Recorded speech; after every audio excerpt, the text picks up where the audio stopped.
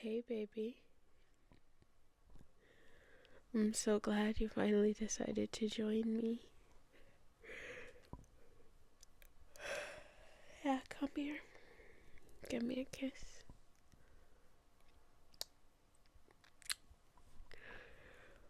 How were your games? Did you win? Oh, it was about 50-50. Oh yeah, I felt like it was worse than that. And I just heard you doing so much yelling and cussing, and I was like, all that over a video game? Okay, Ree, I'm sorry. I'm glad you finally decided that I was worth spending time with. Especially after what you did to my throat. If you couldn't tell, it still kind of hurts, by the way. Oh, you're sorry. Oh, you want to kiss it better? Oh, the tickles. Okay. Is this your idea of an apology? No, it's the best one I'm gonna get. I deserved it? I don't know how true that is. Especially considering how long you took. When you said, go wait for me in the bedroom, don't leave the bedroom until I'm done playing and I come and get you, I assumed that meant you weren't gonna take long.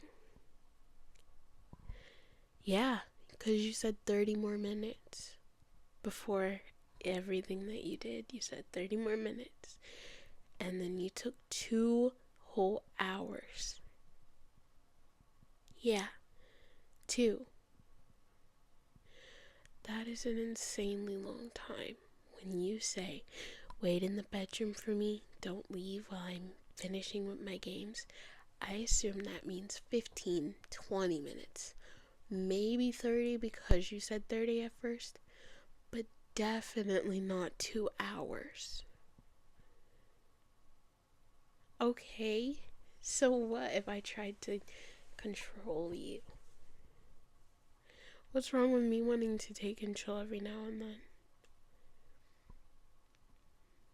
then? You prefer being daddy? You're ridiculous. You know that, right? Okay, as long as you know. As long as you know. I have been reading for these past 2 hours.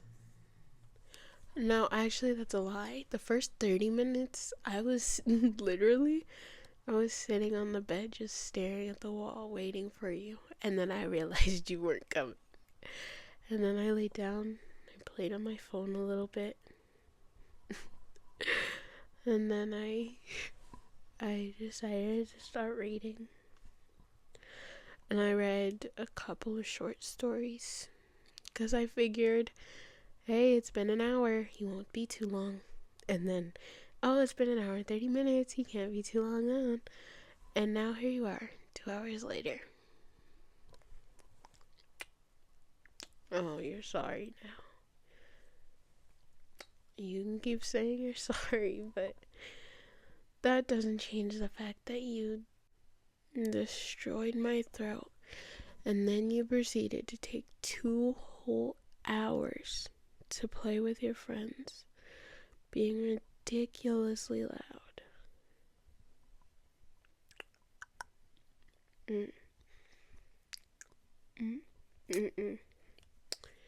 No, you're not gonna kiss your way out of this. No, move your hands. No, that moment has passed. And I would not like to continue in debauchery with you. I was actually about to go to sleep before you came in. Yes, I was about to go to sleep. 2 hours is insane, baby. You have to know that. For a video game, yes it is. Okay. Anyway, come here.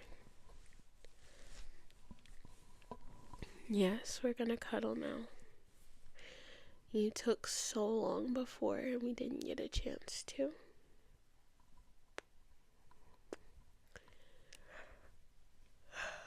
Yeah. I was just about to read this last short story and then I was gonna go to sleep.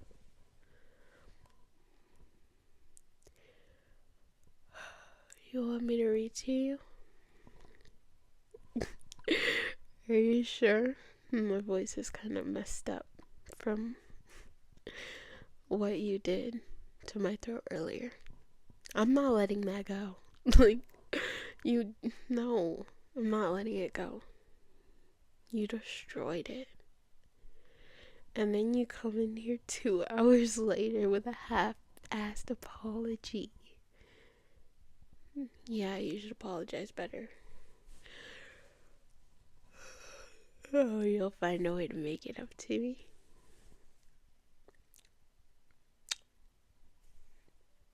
Okay, you can do that tomorrow. Right now, I'm sleepy.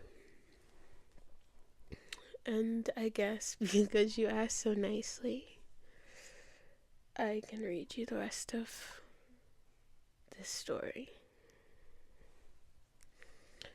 Yeah, I was reading The Selfish Giant by Oscar Wilde.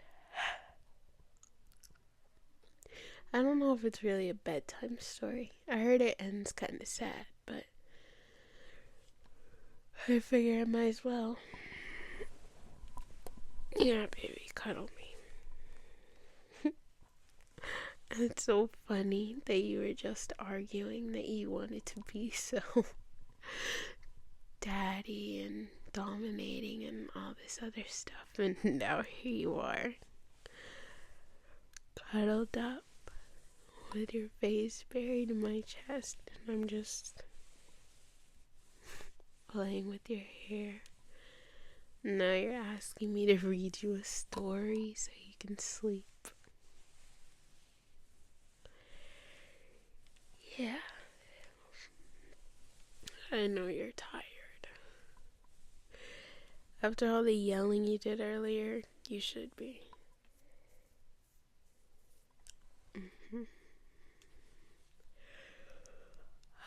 Yeah, baby. I know you're so sorry. Oh, you're slightly apologetic. You don't know about so sorry. Be quiet so I can read you this book and fall asleep.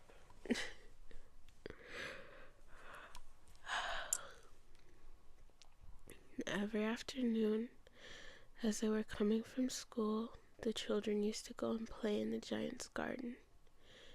It was a large, lovely garden with soft green grass. Here and there over the grass stood beautiful flowers like stars, and there were 12 peach trees that in the springtime broke out into delicate blossoms of pink and pearl, and in the autumn bore rich fruit. The birds sat on the trees and sang so sweetly that the children used to stop their games in order to listen to them. "How happy we are here," they cried to each other. One day the giant came in. He had been to visit his friend, the Cornish ogre, and had stayed with him for 7 years. After the 7 years were over, he had said all that he had to say, for his conversation was limited, and he determined to return to his own castle. When he arrived, he saw the children playing in the garden. "What are you doing here?" he cried in a very gruff voice, and the children ran away. "My own garden is my own garden," said the giant. "Anyone can understand that, and I will allow nobody to play in it but myself." So he built a high wall all around it and put up a notice board. "Trespassers will be prosecuted." He was a very selfish giant. The children had nowhere to play. They tried to play on the road, but the road was very dusty and full of hard stones, and they did not like it. They used to wander around the high wall when their lessons were over and talk about the beautiful gardens inside. How happy we were there, they said to each other. Then the spring came, and all over the country there were little blossoms and little birds. Only in the garden of the selfish giant it was still winter. The birds did not care to sing in it as there were no children, and the trees forgot to blossom. Once a beautiful flower put its head out from the grass, but when it saw the notice board, it was so sorry for the children that it slipped back into the ground again and went off to sleep. The only people who were pleased were the snow and the frost. Spring has forgotten this garden, they cried, so we will live here all year round. The snow covered up the grass with her great white cloak, and the frost painted all the trees silver. Then they invited the north wind to stay with them, and he came. He was wrapped in furs, and he roared all day about the garden, and blew the chimney pots down. "This is a delightful spot," he said. "We must ask the hail on a visit." So the hail came. Every day for 3 hours he rattled on the roof of the castle till he broke most of the slates, and then he round and round the garden as fast as he could go. He was dressed in gray, and his breath was like ice. "I cannot understand why the spring is coming in so late," said the selfish giant, as he sat at the window and looked out at his cold white garden. "I hoped there would be a change in the weather." But the spring never came, nor the summer. The autumn gave golden fruit to every garden, but to the giant's garden she gave none. "He is too selfish," she said.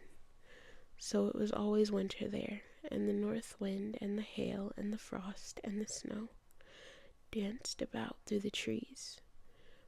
One morning the giant was lying awake in bed when he heard some lovely music. It sounded so sweet to his ears that he thought it must be the king's musicians passing by.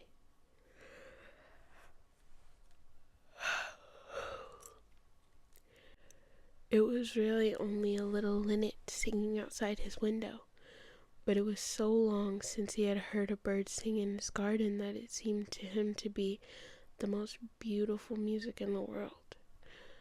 Then the hail stopped dancing over his head, and the north wind ceased roaring, and a delicious perfume came to him through the open casement. "I believe the spring has come at last," said the giant, and he jumped out of bed and looked out. What did he see? He saw a most wonderful sight. Through a little hole in the wall the children had crept in, and they were sitting in the branches of the trees. In every tree that he could see there was a little child, and the trees were so glad to have the children back again that they had covered themselves with blossoms and were waving their arms gently above the children's heads. The birds were flying about and twittering with delight, and the flowers were looking up through the green grass and laughing. It was a lovely scene. Only in one corner it was still winter. It was the farthest corner of the garden, and in it was standing a little boy. He was so small that he could not reach up to the branches of the tree, and he was wandering all round it, crying bitterly. The poor tree was still quite covered with frost and snow, and the north wind was blowing and roaring above it. "Climb up, little boy," said the tree, and it bent its branches down as low as it could, but the boy was too tiny. And the giant's heart melted as he looked out. "How selfish I have been," he said. "Now I know why the spring would not come here. I will put that poor little boy on top of the tree, and then I will knock down the wall, and my garden shall be the children's playground forever and ever." He was really sorry for what he had done. So he crept downstairs and opened the front door quite softly and went out in the garden. But when the children saw him, they were so frightened that they all ran away, and the garden became winter again. Only the little boy did not run, for his eyes were so full of tears that he did not see the giant coming. And the giant stole up behind him and took him gently in his hand and put him up into the tree. And the tree broke at once into blossom, and the birds came and sang on it. And the little boy stretched out his 2 arms and flung them round the giant's neck and kissed him. And the other children, when they saw that the giant was not wicked any longer, came running back, and with them came the spring. "It is your garden now, little children," said the giant, and he took a great axe and knocked down the wall. And when the people were going to market at 12 o'clock, they found the giant playing with the children in the most beautiful garden they had ever seen. All day long they played, and in the evening they came to the giant to bid him goodbye. "But where is your little companion?" he said. "The boy I put into the tree." The giant loved him the best because he had kissed him. "We don't know," answered the children. "He has gone away." "You must tell him to be sure and come here tomorrow," said the giant. But the children said that they did not know where he lived and had never seen him before. And the giant felt very sad. Every afternoon, when school was over, the children came and played with the giant, but the little boy whom the giant loved was never seen again.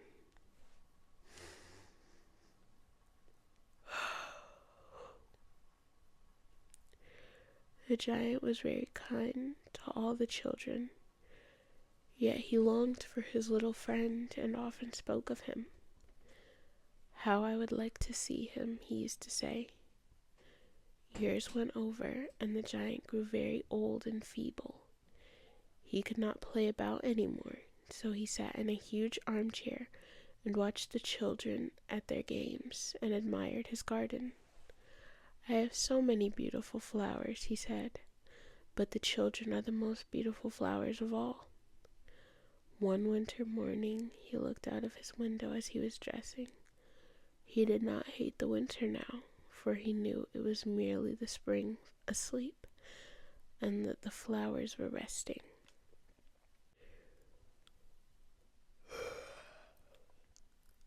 Suddenly, he rubbed his eyes in wonder, and looked and looked. It certainly was a marvelous sight. In the farthest corner of the garden was a tree, quite covered with lovely white blossoms.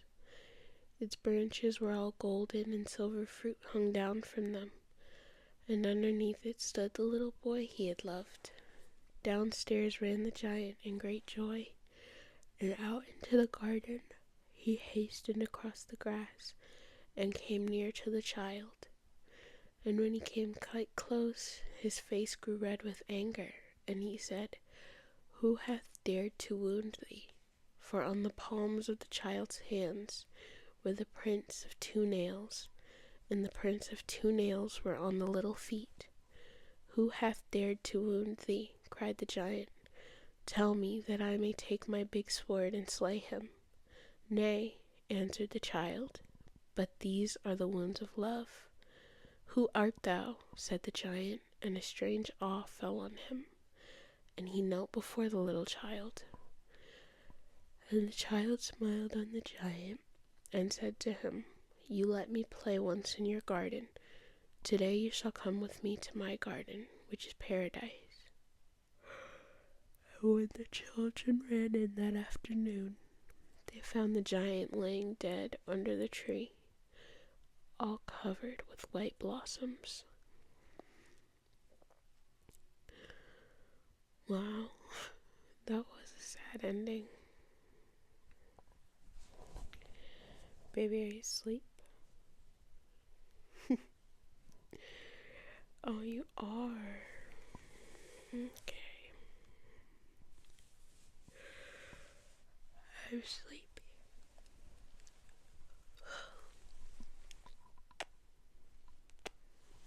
Good night, baby. I love you.